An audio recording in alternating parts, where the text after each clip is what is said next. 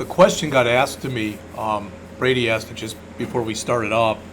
He said, are these kind of like test review pages? And they are. Let me tell you that the ones for Chapter 2, we haven't done very much work with that before. I think, I'll have to talk to him during the break, but I think that Evan Gudmested, who's my counterpart in St. Louis, I think that we're coming at this from a different perspective. I think he's teaching people JavaScript and then throwing in a little programming with on or get element by ID, etc. Then he's going to go into the programming stuff, where I'm doing it the other direction. This is the only class that you're going to have where you do things like this with the get element by ID and stuff like that. But the stuff that we've gone over so far, arrays, while loops, for loops, do while loops, if statements, if else, switch statements. Those are going to be the same in all the languages that you learn from now on. And other than maybe a few syntactical differences, they're going to work exactly the same way. That's why I've decided to do it this way. So some of the stuff that's in here, I mean, you want to try doing this stuff, that'd be great. This is more what we're going to be moving to. Create a web page with 5 text boxes, assign each a value of 0, etc. Boom, boom, boom. This is going to be more like the stuff we're going to do in Chapter 5 when we talk about the document object model. All right, just so you're aware of that. All right. Yeah, same with this one. It allows you to enter a purchase into a text box. That's fine. If you want to try these, probably when I go over them with you, I'm not going to put them into a text box or whatever. I'll just do them more the way I've been doing them thus far. Then we'll come back and we can look at them again after Chapter 5 the other way. So this is the stuff for Chapter 2. I've given this as a program before, or as a test before, working with BMI, body mass index. This is the eval function, and I mentioned to you how that there are actually articles out there that say eval is evil, but that is a way that you can make a calculator that's going to look very much like a real calculator, and you use eval for that. So we'll talk about that, but not right now. That's it for the Chapter 2 stuff. For Chapter 3, again, I've given examples similar to this one for tests before. This first one has to do with calculating minimum and maximum heart rates and stuff like that. I'm not going to run through that with you. All right, but again, we can look at all of these, doing a miles per gallon program. And actually, that's good, because what I'm going to do, the way I'm going to show you this, is I'm going to do all these, but then I'm going to come back to the miles per gallon program, and we're going to do that program, and we're going to make it look like it's a web page. See what I'm saying? So we'll have a form on it with a text box where you'll put in the number of miles you drove, another text box that'll have the number of gallons of gas you used. We'll verify that those are both numbers or numeric, and that they're both positive and within some kind of range. So we might say that the most gallons of gas you could put in is 100, because I don't even think most trucks would hold more than that. But we'll do something like that. Maybe the most miles you can drive is 1,000, type of an idea. Then we'll have a button. If you click the button and any of your inputs are invalid, the calculation won't take place, but you'll get an error message off to the side. And we'll do that using CSS and span tags, so you can see how all that stuff works. All right, the leap year. You may look at that and go, geez, I could never do that. That's one of the ones that I gave you. I remember I gave you the array1, array01.js, array02.js. I gave you like 18 problems that I sent to you. One of them was the one for leap year. All right. Prime numbers, I've done that before. So we'll look at all this stuff.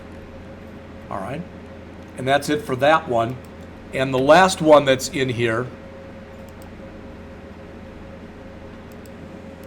it's just these 3 problems. And I don't know why he made them gray, but he did. I probably should have ungraded them before I printed it out.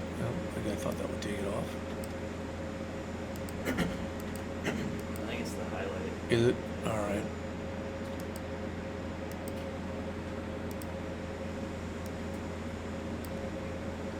Oh, isn't that highlight? I don't know.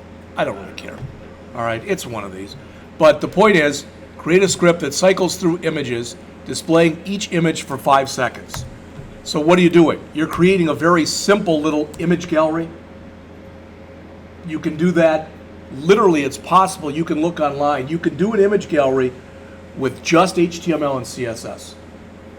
But it's more work. Or if you want to, you can add to it jQuery and or JavaScript and make it easier. Create another web page with your favorite links. At the top of the page, include a checkbox with an open link in a new window. Boom. Use the on mouse over. Okay? And I've got some of these that I've actually written in the past, and I'll try to find those and put them up there. Put them out there for you. All right. So let's go and take a look at. Some of you at least had said that you were having problems with some of the homework problems. And in particular, trying to find it.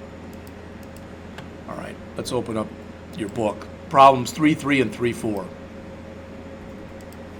Oh, I should show you this. Next Tuesday, as of right now, there's only one person signed up, but they have this thing they call Shadow a Tech that you may or may not have heard of before. And what that is students who might be interested in signing up next semester or next fall, they come through here and they sit in here, okay? And I'm supposed to make sure that I come up with some kind of a thing that they can do so that they're involved. All right, I have no idea what the heck that's going to be. But I want to make sure that you've got a lot of lab time and very little lecture on Tuesday of next week, because right now there's only one student. I wish there were more, but all right, hopefully there'll be more. Okay, just so you're aware of that. Again, that's next Tuesday. All right. So let's see.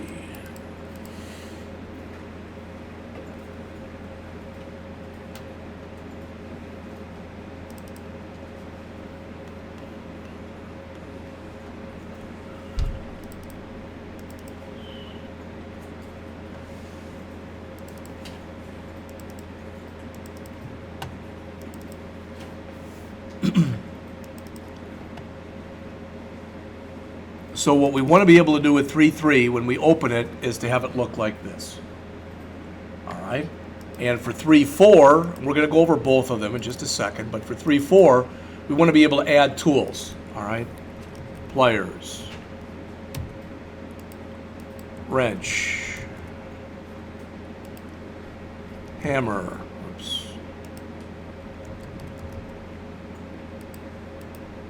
Screws. Bolts. Okay, so it's pretty obvious what we're trying to do here. All right, so let's take a look, because I've got the comments actually put in here already, but I've got them in my program, but I want to bring up your book so we can kind of follow along with what's in the book there.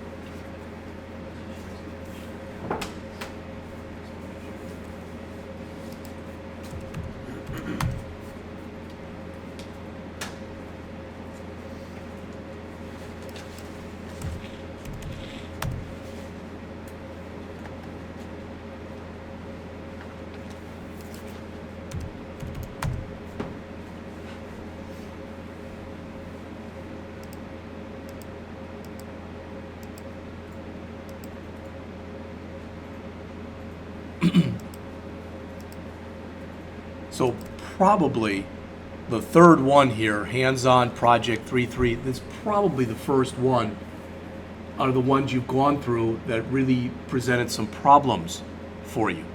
Because more than most of the other ones that we've done thus far, it's not really laid out like a lot of the earlier ones have been. One of the reasons that Evan produced those things, these projects that I just handed out to you. Years ago, I took a class when I was a student at the Illinois Institute of Technology down in Chicago, where it was a mathematics class. I don't remember what the name. It was like discrete mathematics, and you had to take it if you were going to be if you were going to major in computer science. The class was fine. The book was actually very good.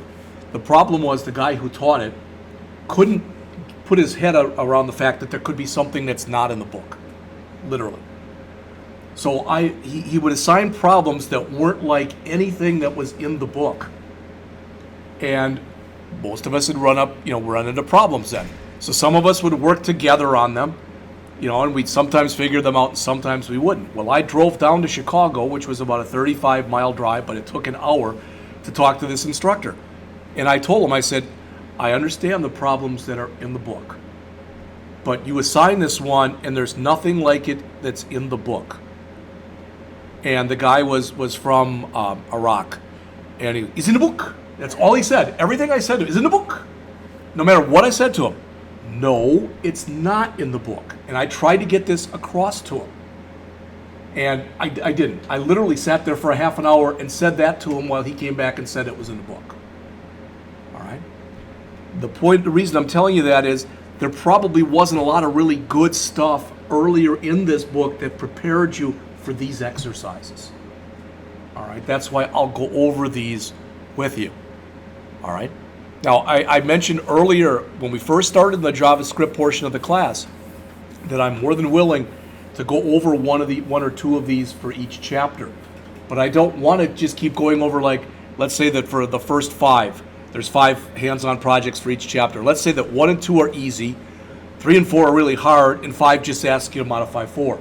Well, if 3 and 4 is a class every time, both of those for the rest of the chapters, you're not learning that. Or you're learning, but your learning is somewhat being stunted. But since we're just starting on this one, I think it's probably a good way to do it. All right, so it says in this exercise you will create and populate an array, and you'll create a function that adds values to a list on a web page. All right.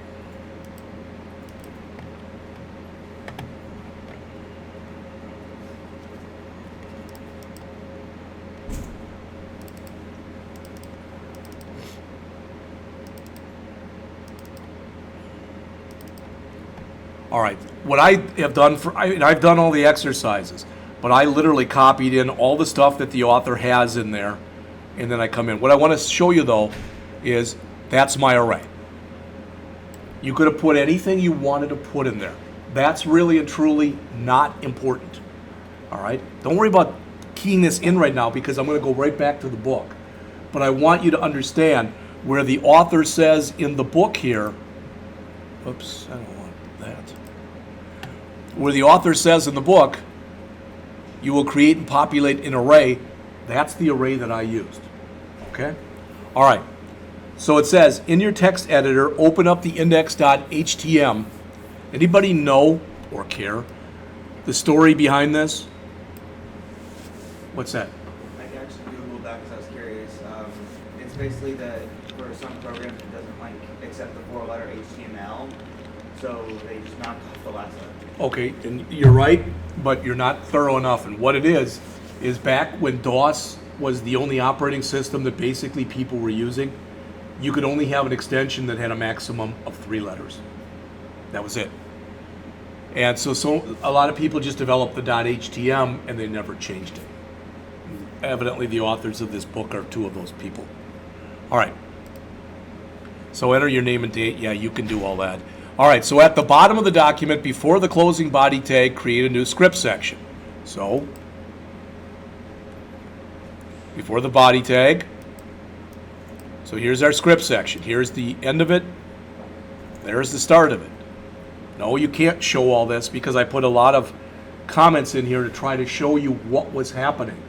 All right, we're going to look at that step by step in just a minute. Within the script section, create a global array named places. The value of places should be an array, and you should populate it with the names of 5 places of your choice. And again, I wasn't feeling all that adventurous, so I just set it up to this. All right, we could have set it up to different countries. We could have set it up to different cities around the United States or around some other state. But the point is, and just so you know, I've spread this out over 5 lines. You could just as easily have put that on 1 line, but then it would have scrolled off the page, which is the only reason that I put it in there like this. Does that make sense to everybody? All right. And when you're testing it, I mean, I could have literally just put 1, 2, 3, 4, and 5 there if I wanted to do that. All right. Okay.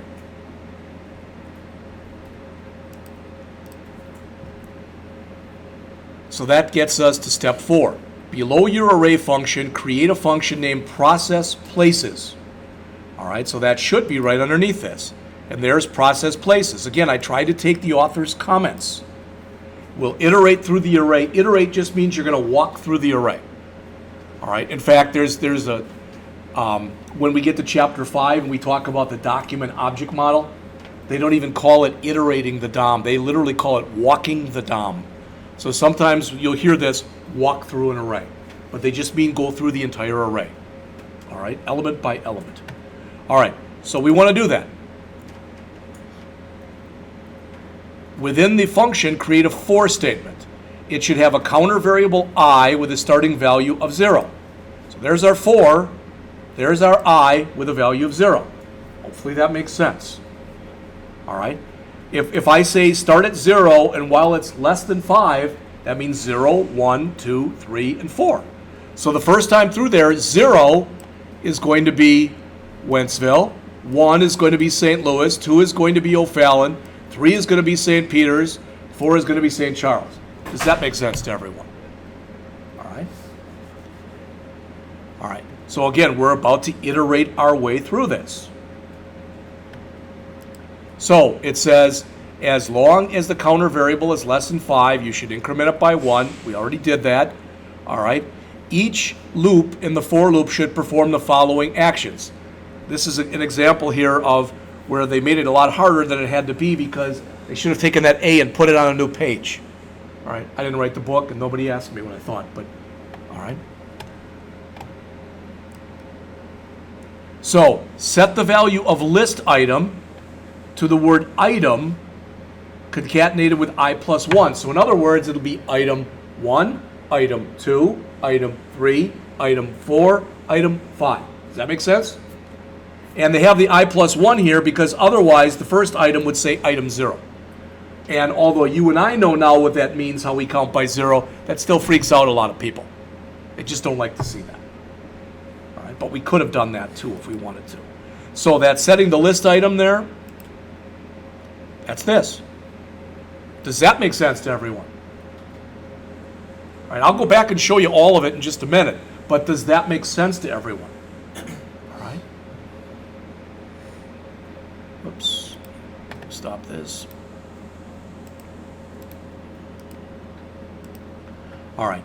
Then this document.getElement by ID. All right, what that's saying is find something with an ID of list item. I just double clicked on it so you can see got list item, got list item, got list item. All right, list item, list item. Okay, I'm just looking. Is there any list item that's in my HTML? I don't see any. All right, so it says here what we want to do is in that list item, we want to write in there the current place. So in other words, for the first list item, we want to write there Wentzville, then St. Louis, then O'Fallon, then St. Peter's, then St. Charles. Does that make sense? All right, and we're hard coding this stuff in, so when we run this, they're all there. In the next example, in example 3.4, we have to input that stuff. So this is not an interactive program, is what I'm telling you. All right? Question? Yes. So you had list item equals, and then in quotes it's item plus I plus 1. Why is it item in quotes? The question is, why is this in quotes? Because that's a string. Okay. So you put it in either single or double quotes, and that's a number. In fact, when they run this, it doesn't even print out the list items. Here, we're not even printing them out. See that? We're not putting them in there. So I think, again, I'm not the author, but I would guess that the author did that just so you get some practice doing it. We could have done an alert here. All right. So in other words, we could have come through here and we could have said, as an example, alert, the current list item is list item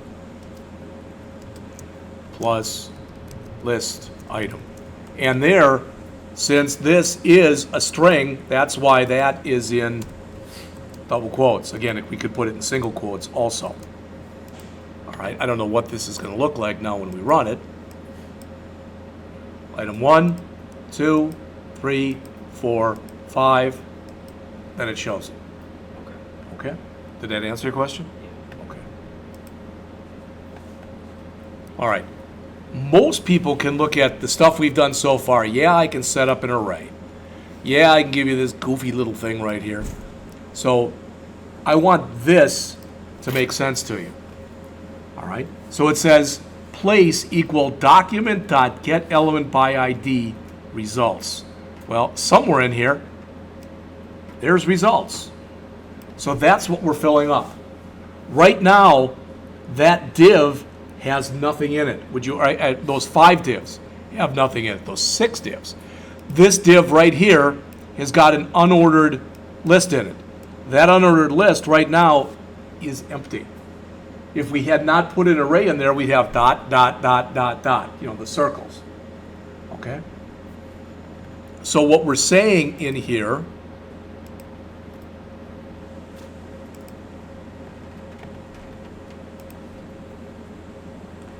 change the content of the element with the ID equal to the value of the list item variable to the value of the item. Well, put that in English.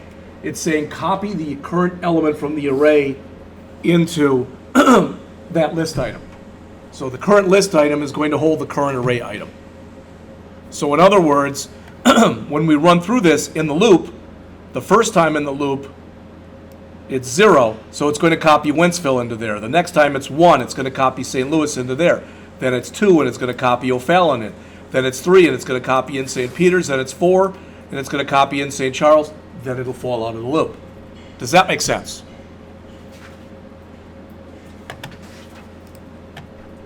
All right. Probably the hardest part is this part right here. It says below the code for the processing function, add the statement to run the function when the window finishes loading.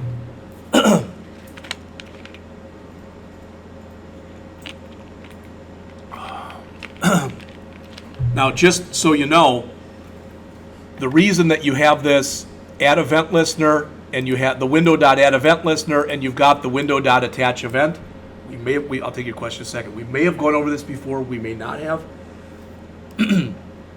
This window.attach event, that's for IE6 and earlier. All right. This is going to handle everything IE7 and above and any other browser. Since the chances of somebody running this on IE6 or later is very small, that's why that else, it's in the else. If I'm going to do an if and an else, whatever's more likely to be true, I want to do that after the if. Does that make sense? So in other words, if I knew that in this school right now that 90% of the people who were here were, let's just say, were IT majors. Well, then if I was going to check for majors up here, after the if, I would do IT, because that would catch 90% of the people. And then under the else, I would have everybody else who's left. The reason I'm telling you that is that's just another reason, another thing to tell you as far as you want to start developing a mindset where things that are more likely to happen, you want them near the top. You want to make the computer do as little work as possible. And I've heard people say, yeah, but computers work fast. It shouldn't bother the computer. But the computer might be doing all sorts of different things at a time. In fact, it always is. It's keeping track of your clock. You might have a calculator up. You might have your email up, etc. So why waste execution cycles when you don't have to? So again, this is saying, when this loads, I basically want you to run process places. In English, that's what it means. All right, and I'm not saying that totally makes sense. I will tell you, you might want to even go back, and unfortunately for you, I maybe plowed through it a little quickly, but even in Chapter 1, there was a section that was just a few pages long that started to talk about event handlers. That's what this is. I mean, notice, add event listener. All right. Then it says add comments, and you should have something that looks like this. So let's take it from the top. All right. Again, you should have had all this stuff in there already. So what you're concerned with is this. Set up your array and put 5 something into it. Okay? I would strongly recommend when you do that, that whatever you put in, you don't have any repeats. I mean, I could have put Wentzville in there 5 times, but that would have kind of defeated the purpose of this particular example. And when we look at the next one in just a minute, I could put the same tool in 5 times. But again, that would be kind of silly to do too. I mean, if I owned Howard's House of Hammers, maybe that's all I sell, and maybe I do that then. But probably even if I do that, there'll be different kinds of hammers. All right? But to start with, again, anybody who doesn't understand that syntax in the gray on lines 101 through 105, anybody,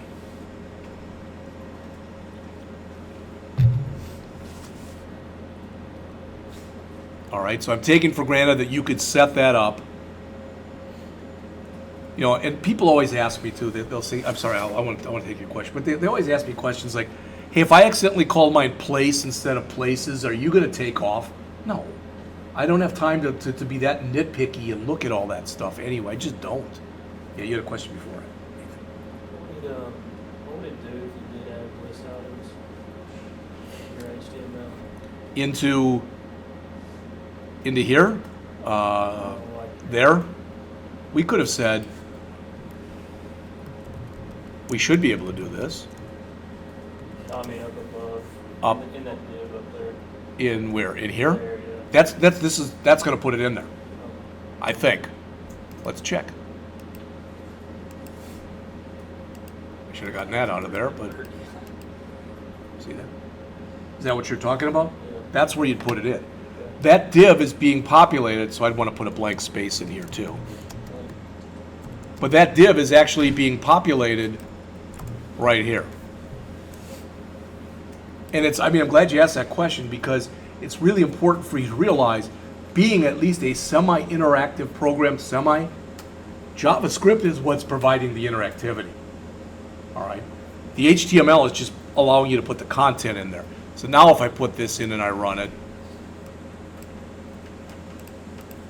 and I promise I'm going to remove that right now. Now it says item 1. I could have put a colon in there or whatever. After a while it's kind of overkill, but we could have done that too.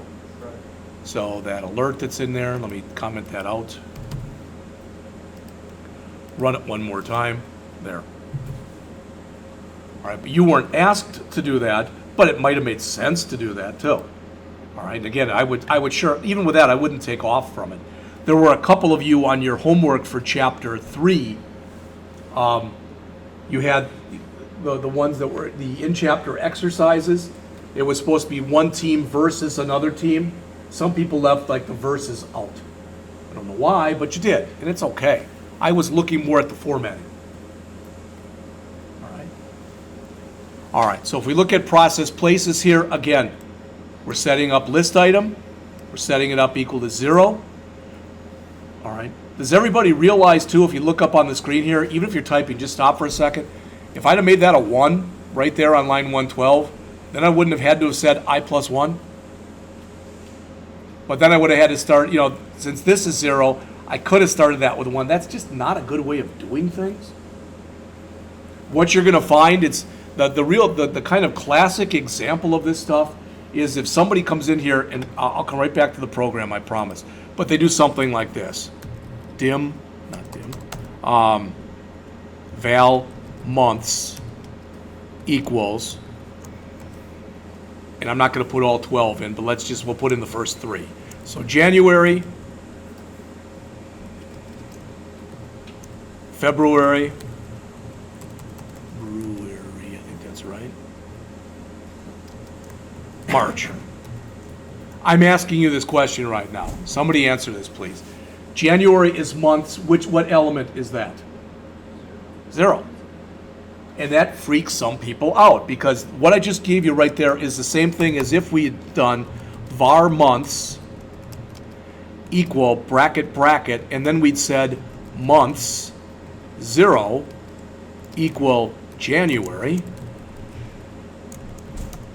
months 1 equal February,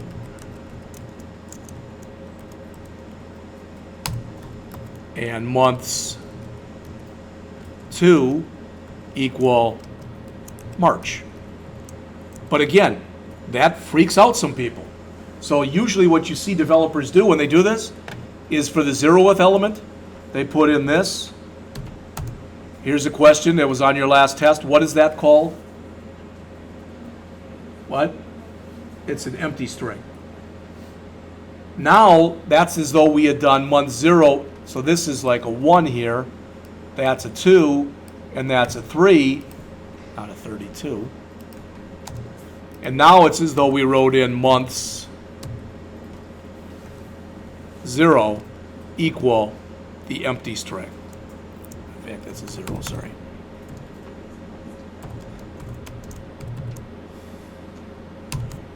All right. That way, 1 is January as opposed to 0 being January. Okay? Other than for that reason, there's absolutely no reason for doing that.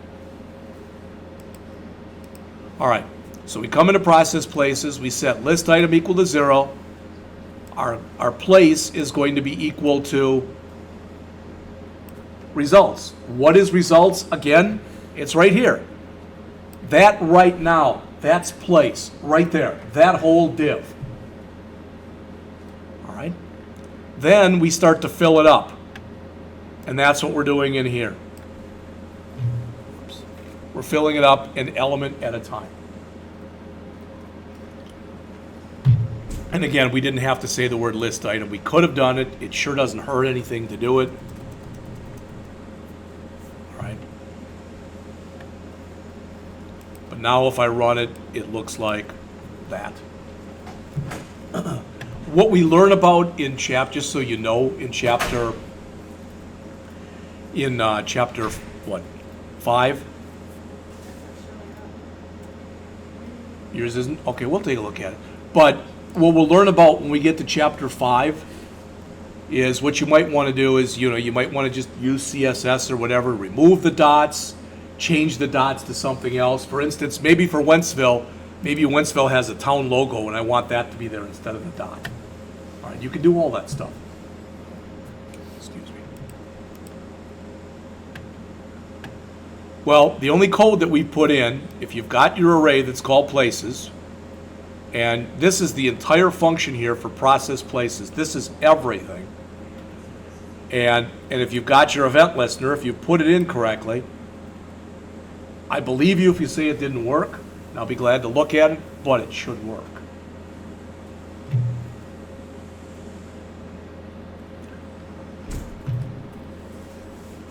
And in a couple minutes, not right now, but in a couple minutes, when we go through and we look at the next example, that one is interactive because we can run it and put different tools in every time, or the same tools in a different order every time.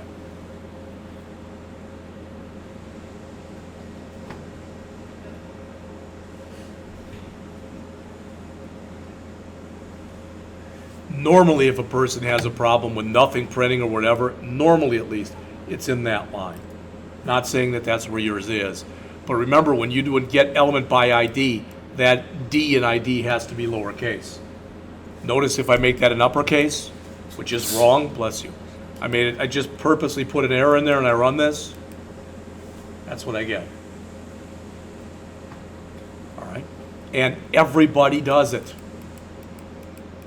This is a case-sensitive language. Change that back to a little d. And if I run it again, it'll work now. Now, hopefully that makes a little more sense going through it like that. But as far as the stuff that's on the bottom with this stuff that's down here, We're going to get into that in more depth and breadth of coverage in Chapter 5.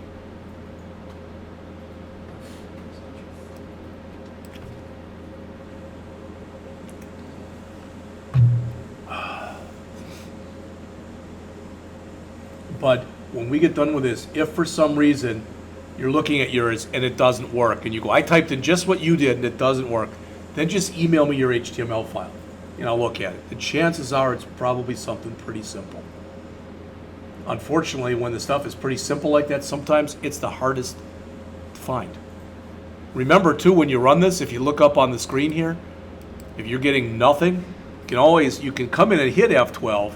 I don't know if it'll help you or not, but you can bring that up and you can go into the console and you can start taking a look in there.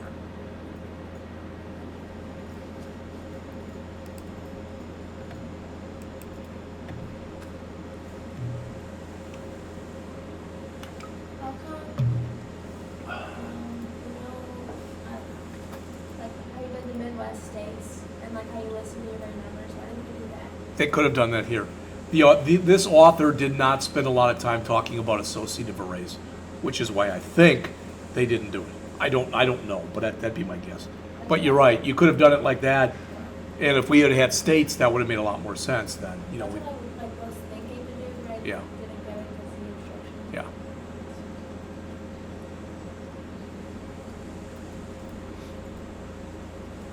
But in your book, they do show how to use associative arrays. Hunlock has got it, and there's a lot of examples too that are out on W3 schools. Right. So I just want to, I want to go on because I want to hopefully finish this around 10 so you can take your break, and then the rest of the period is yours. I just don't want to be taking up too much of your class time. Okay? And I'm going to start working on these projects that we were just looking at. I'm going to start working on those myself. So I believe, just so you know, even if you've turned in something late, that as of when I left yesterday at 2 o'clock or 2:30, everything was graded. So even if you said, well, I turned in this late or I turned in that late, if you turned it in, there should be a grade in there. If you've turned in stuff late, all right, depending on how late it is, I dock you typically at least 10%. So what that would mean is if you turned in your midterm project late, out of 250 points, you would have lost 25. If you turned in one of your assignments that's worth 10 points late, you only lose a point. But if it's more than a week or a few days, then I might take off 2 points. Does that make sense to everybody? I'm trying to be fair to the people who have been turning their stuff in on time. All right, it's not fair to not take anything off, because then there are no deadlines. That's just kind of stupid then.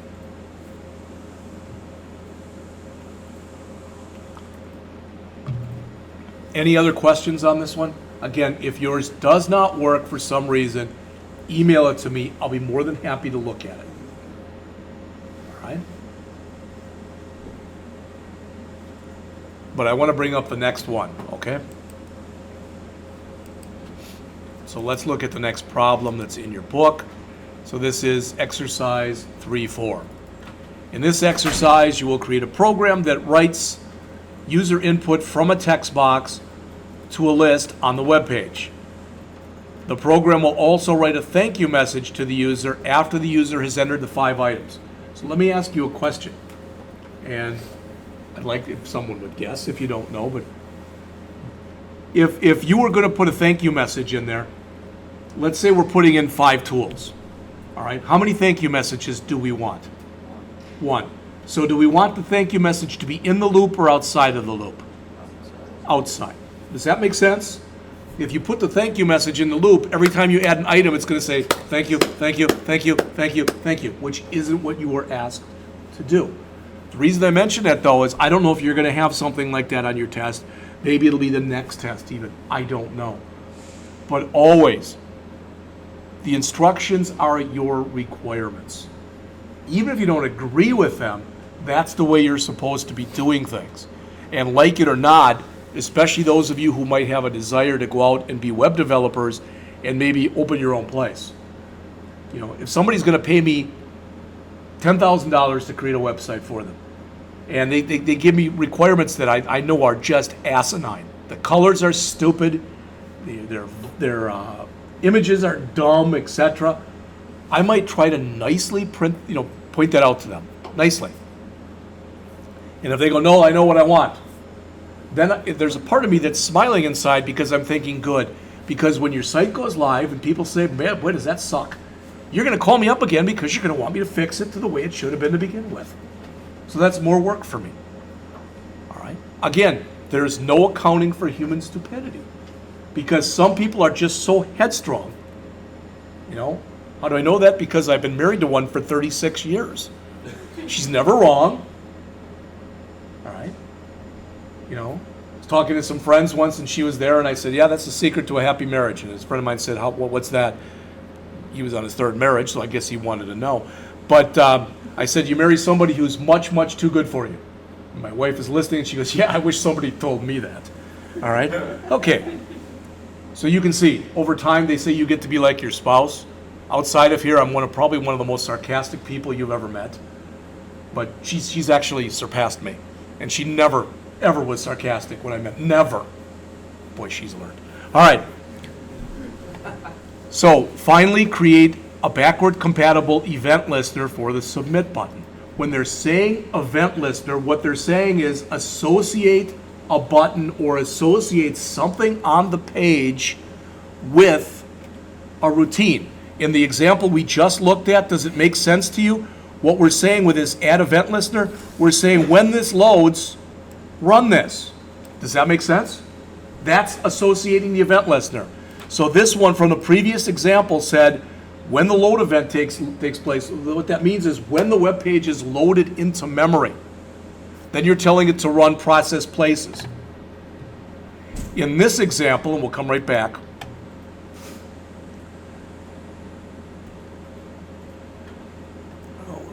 I thought they gave us the code. Maybe they don't. Nope.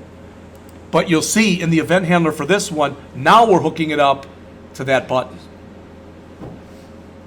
Again, that's the interactivity.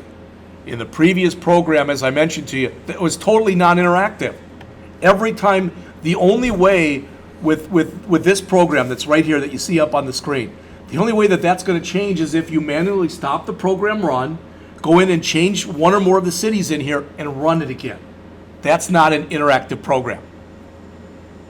That's like saying I've got a calculator and I can make it do addition in different ways. But every time you do it, you have to turn the calculator off. You have to go into the inside of it and you have to reprogram it. All right, that's not interactive. And that's what we're talking about with the first one. This second one is interactive. So the name of the date, we put the body tag, the script tag in before the body tag. So let's look at what's in here. So we want to create two global variables. One named I with a value of 1, the other list item with a value of an empty string. All right, did I bring this one up? No, I'll bring it up now.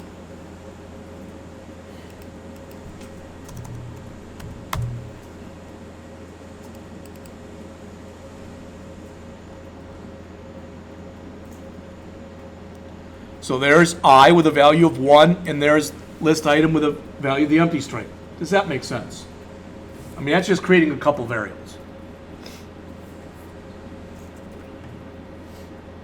Remember, and this would be bad programming practice, JavaScript does not require you to use the word var, but you are always strongly encouraged to use it. All right, so that's that. So we've done this step right here. Okay? Below the variables, create a function called process input. I think our last one was called process places. Within that function, create an if that goes between 0 and 4. So again, when you look in here, they said an if. They didn't tell you to loop through using a loop.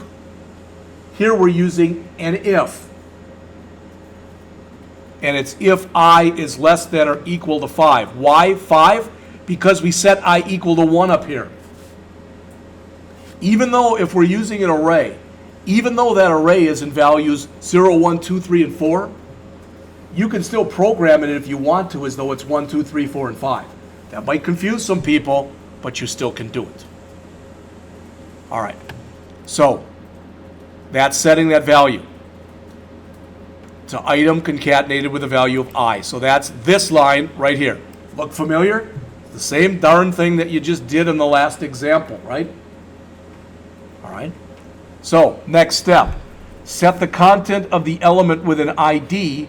Again, when you see ID equal to something, that should send a signal to you that you're going to be using get element by ID. That should make sense to all of you by now. All right? So, it says, set the content of the element of the ID equal to list item to the value with an ID equal to toolbox. What does that mean? You're going to have two get element by IDs. Does that make sense to everybody? One for toolbox, one for list item. All right? No matter what you're doing, please look up on the screen right now. Don't look at me, but look on the screen. Look at step B. Which one of those goes on the right-hand side of the equal sign, and which one goes on the left-hand side of the equal sign?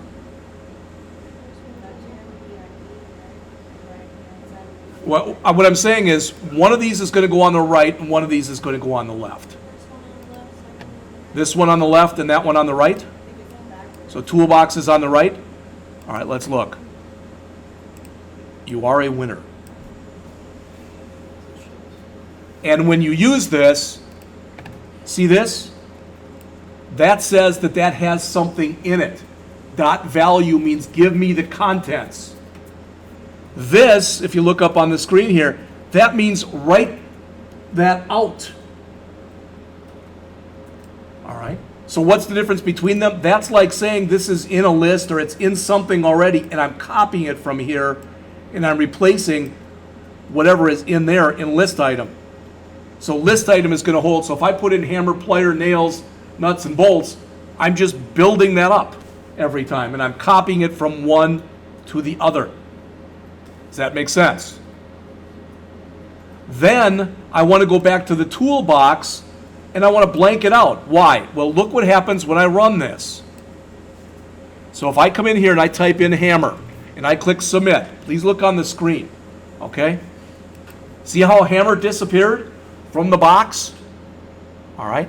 That line that made that disappear right there, that line is this line. That line that made that hammer go and appear over here, that is this line, which said copy whatever I put into the text box, because that's this. Copy it using inner HTML. Copy it over to where I currently am. All right. Let's look and see what else is in here. Set the value, that's what we just did. Set the value of the toolbox to an empty string. Number 5, before the closing curly, create a nested if. What does that mean? It's an if within an if, correct? Isn't that what nested means? So we will have an if statement inside of our if statement. Well, here we're in our if, right? And there it ends. There's the other if. Why are we doing that? I'm asking you the question. What's in gray? Why are we doing that? You still want to have what's going on within there. Yeah, but it's even more, fundamentally, why do we want to do this? Here's a hint. Why are we doing that now? Why are we doing that there? Because it's happening at the end. Yeah. We've already printed out our 5 values, right? And according to our specs, what are we supposed to do after we print out our 5 values? Write a thank you message. So it's going to check this every time. But we're adding 1 to list item, or 1 to I every time in there, right there. So the first time through it's 1, then it's 2, then it's 3, then it's 4.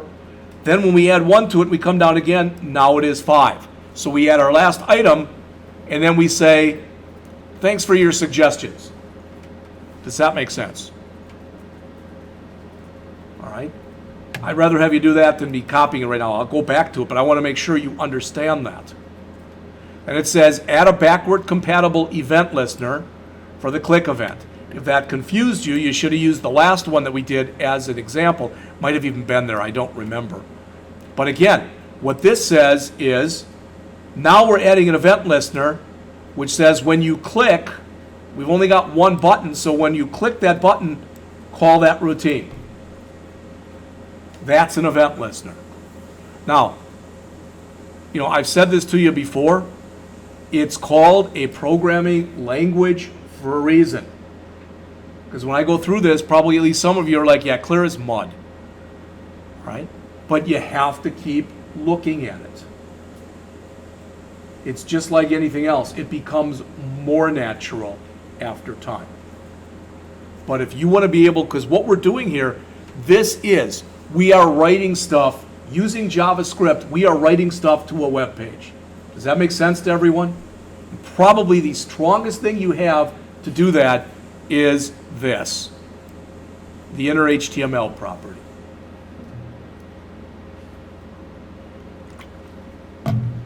Now, does everybody who needs it have at least that much?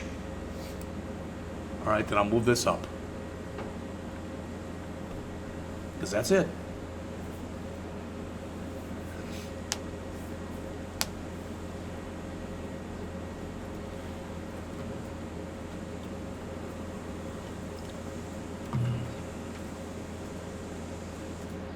And I'll leave that up there until about 5 after 10. It's 9:58 right now, or if you want me to move it up or move it down, the rest of the period is yours. Remember, tomorrow, first thing, will be to take the test. All right? Questions?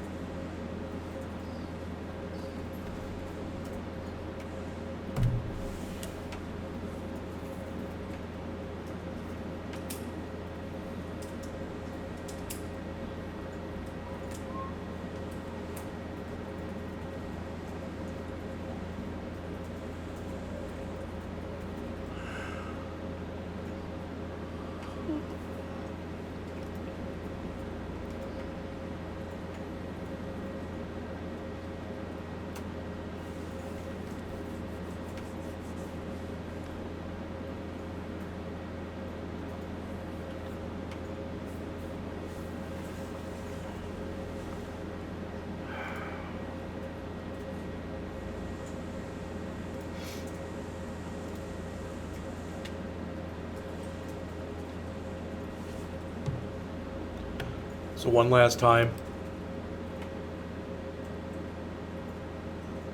Just the test tomorrow, right? I'm asking you this question.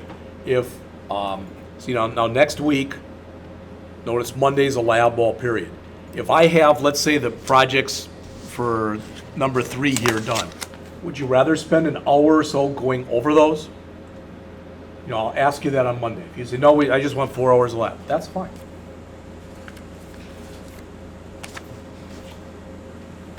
But I'd like to do it Monday or Tuesday because then we can go over some examples before you're hands-on, which is a week from tomorrow.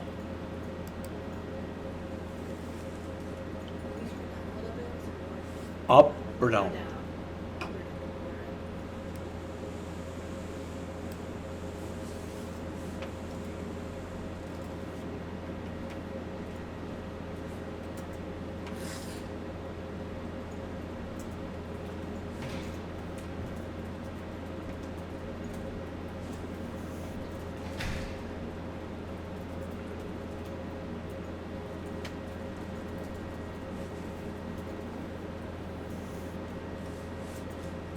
I'll leave that up there till about 10:15. I can move it up or down if you want, but at about 10:05, I'm going to stop taping, so it's going to go away literally for about 30 seconds.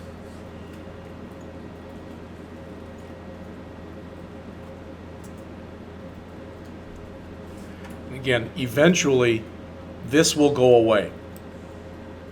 Eventually, there won't be any more IE6.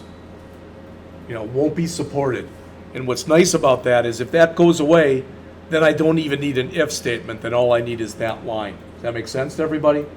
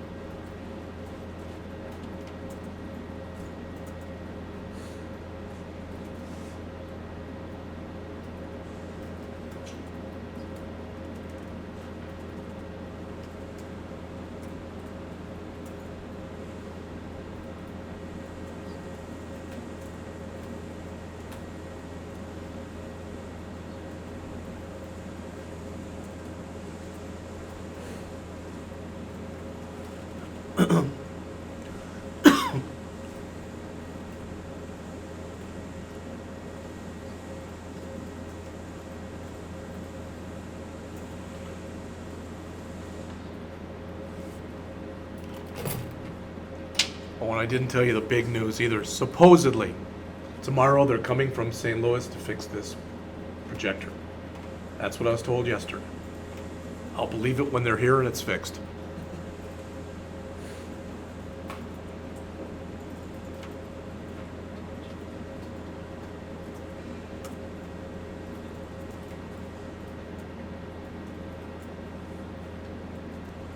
I shouldn't talk like that when I'm taping. So.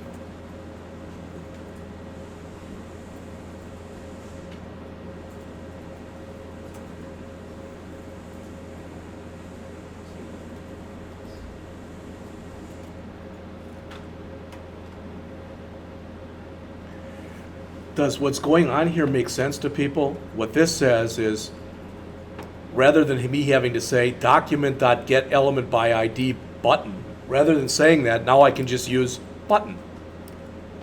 All right? And this is saying, well, when you're adding an event listener to a button, 99.99 times out of 100, it's the click event. So we're saying add the event listener. When you click on it, call that function. Or if you're using the older IE, all right, on the on-click, call that function.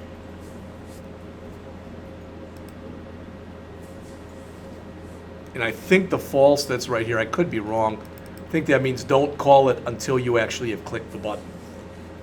Like don't have it, I think if you say true, it'll call it immediately. You don't want that to happen anyway.